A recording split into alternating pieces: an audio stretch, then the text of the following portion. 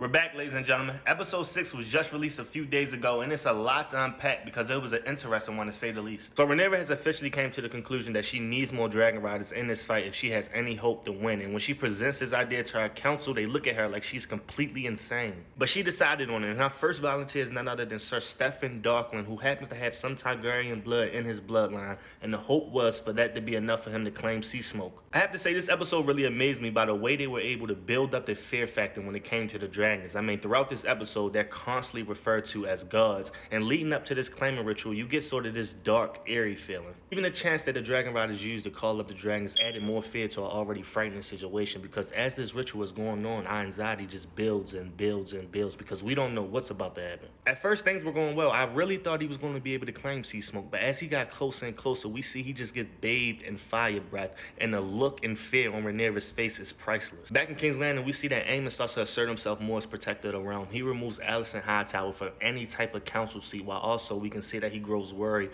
when news about Aegon waking up from his terrible injury sustained at Rook's Rest hits. He also decided to bring back his grandfather, Sir Otto Hightower, as his hand of the king, and he decides to send Sir Criston Mole to march on the Riverlands, despite Daemon and Caraxes being close by. And we can see the writers start to tease that magnificent battle between Aemon, Daemon, and their dragons. We see that Daemon's mind is becoming undone, and the things that hurt him the most in his past is coming back to haunt him at Harrenhal. However, this episode did give us a treat. We seen the great Paddy Considine return to the role as Viserys, and Daemon relives his most painful time he ever experienced when his brother sent him away and made Rhaenyra his heir. This is the first time we've seen such a character like this in a weak state of mind, and after 6 weeks, I have to tell you guys, I'm just completely done and tired of this shit, and I'm ready for him to remember who he is. Queen Rhaenyra also decided to make a statement in this episode. With the people of King's Landing starving, she sends multiple crates of food over to the gates of King's Landing. This was the best move she possibly could have made because it made her an instant favorite in King's Landing and led the common folk to attack Alicent and Helaena as they prayed in the scepter. However, that wasn't the only win that the Blacks got in this episode. The dragon Sea Smoke claims Adam of Hull as his official rider,